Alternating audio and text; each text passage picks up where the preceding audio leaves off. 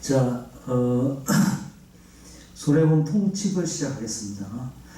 손해보험 통칙은, 우리가 통칙은 손해보험, 임보험 구별 없이 전체에 대한 이 법률 규정이고요. 손해보험 통칙은 손해보험에 대해서만 규율하는 그런 규정입니다. 그래서 지금 얘기하는 것은 이제 손해보험, 즉 재물보험과 배상책임보험을 규율하는 그런 법률 규정이다, 이렇게 생각하시면 되겠습니다. 그래서 665조 통칙 첫 번째 조문에서 보면은 손해보험 계약의 보험자는 이렇게 되어 있죠. 그래서 보험사고로 인하여 생길 피보험자의 재산상 손해라고 되어 있습니다. 그 임보험 같으면 이제 생명이나 신체의 손해를 이제 얘기를 할 텐데, 여기서 이제 재산상의 손해 이렇게 되어 있죠. 그 재산이라는 의미는, 재산 손해라는 의미는 피보험자가 소유하고 있는 재물, 혹은 피보험자가 과실로 타인의 신체 재물을 손상함으로써 생기는 법률상 배상 책임, 그로 인한 손해, 이 두 개를 얘기하는 겁니다. 두 가지.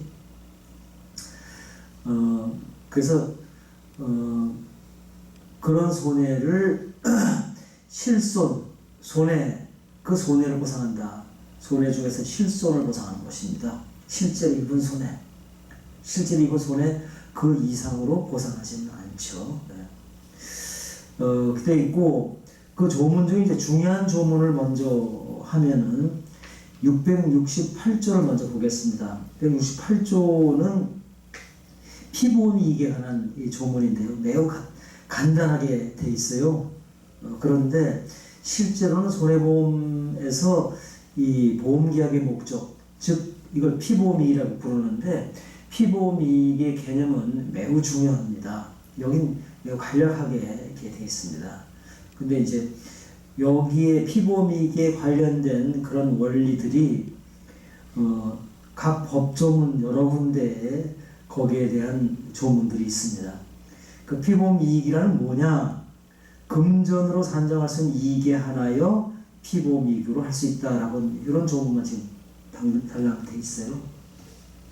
그래서 피보험이익의 뭐 정의라든지, 피보험이익의 요건이라든지, 피보험이익의 효과, 이런 부분이 여기서 전혀 언급이 좀 안 되고 있어요. 단지 요건 중에 경제성, 즉 금전으로 산정할 수 있는 이익에 한하여, 요 말만 지금 돼 있습니다. 이건 피보험이익의 요건 중에 경제성을 얘기합니다. 그 피보험이익의 요건,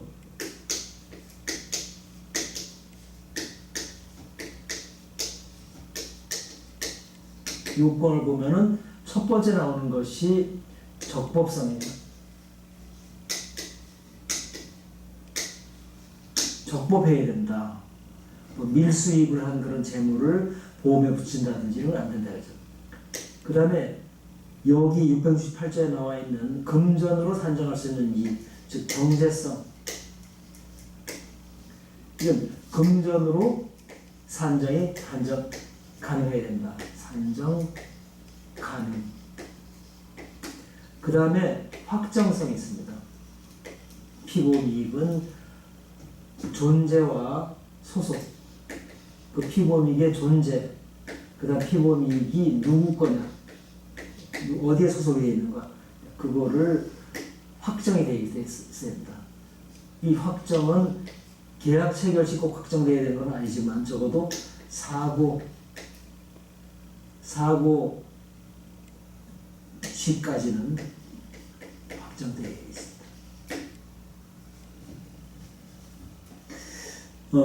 그래서 여기서 요건 중에 경제성을 얘기합니다. 그러니까 보험을 가입했는데 그 물건의 값어치가 얼마다, 그걸 모른다 이거죠. 건물을 화재보험 드는데 건물의 값어치를 알 수가 없다. 이런 건 보험을 들 수가 없죠. 근데 실제는 그런 경우는 잘 없지만, 실제 골동품이라든지 이런 경우에는 이 값어치가 금전으로 정확치가 않은 경우가 많습니다. 그러니까 서로가 보는 사람의 그 견해에 따라서 값어치가 어떤 사람은 그 10만 원일 수 있고 어떤 사람은 1억이 될 수도 있고 그렇다는 거죠. 그런 문제이기 때문에 이런 그 금전으로 산정 가능해야지 손해도 금전으로 정확하게 산정이 가능하다. 따라서 보상금도 산정 가능하다. 그래야지 보상금을 줄 거 아니에요. 그죠? 그 다음에 요건부터 문제인데 그럼 피보미익의 의의는 뭐냐? 피보미익이라는 게 의의가 뭐냐? 의의. 이것은 요건을 얘기했는데 의의가 뭐냐? 의의가. 그래서 의의는 피보험자가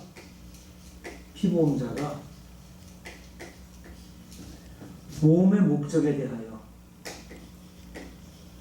보험의 목적이라서 이제 보험에 가입된 가입 대상을 얘기하는 것이죠. 예를 들면 재물 같은 보험 그 재물 피보험자 소유의 재물 혹은 배상책임보험 같으면 피보험자가 지는 법률상 배상 책임 그 다음에 임보험 같으면 피보험자 즉 보험에 가입된 자의 생명 신체 이게 피보험의 목적입니다. 그죠? 그러니까 보험의 목적에 대하여 가지는 피보험자가 가지는 경제적 이해관계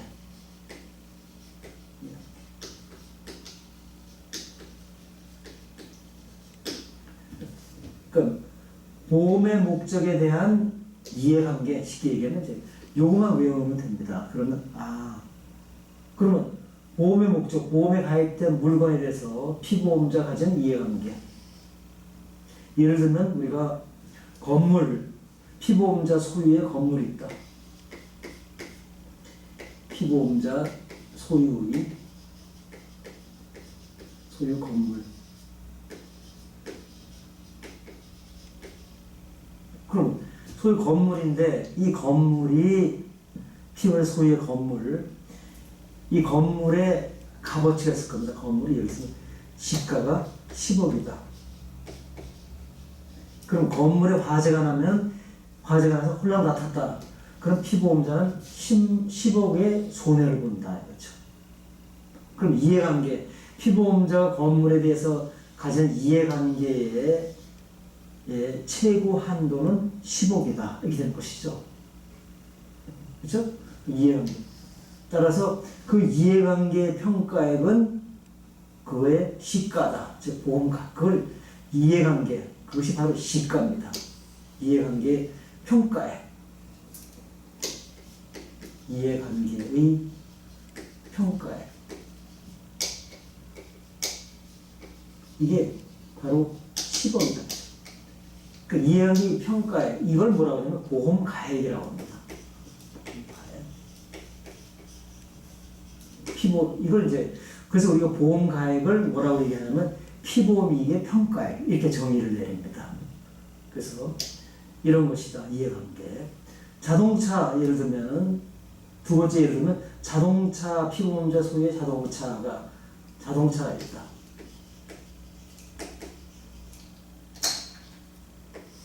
자동차의 가격이 1,000,000원짜리다.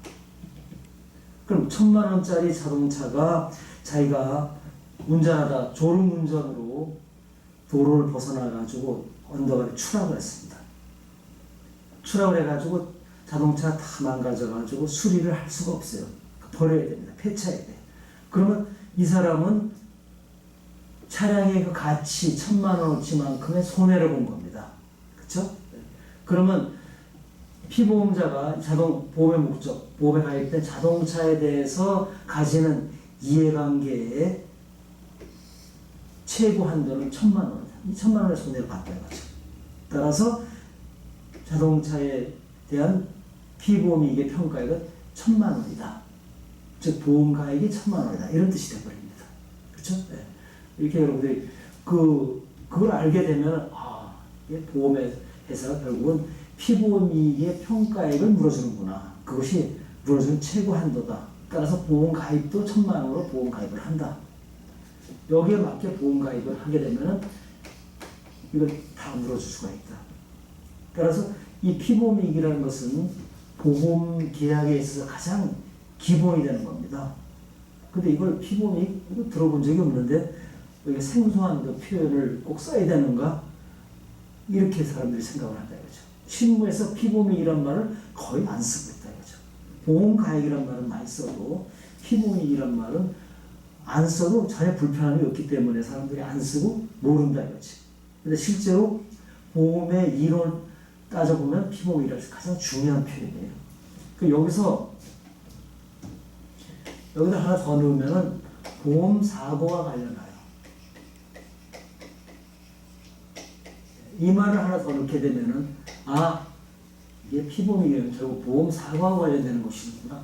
보험 사고가 없게 되면은 결국 피보험이익이라는 말이 사실 우리가 들을 일도 없고 그런 실감도 잘 안 납니다. 그렇죠?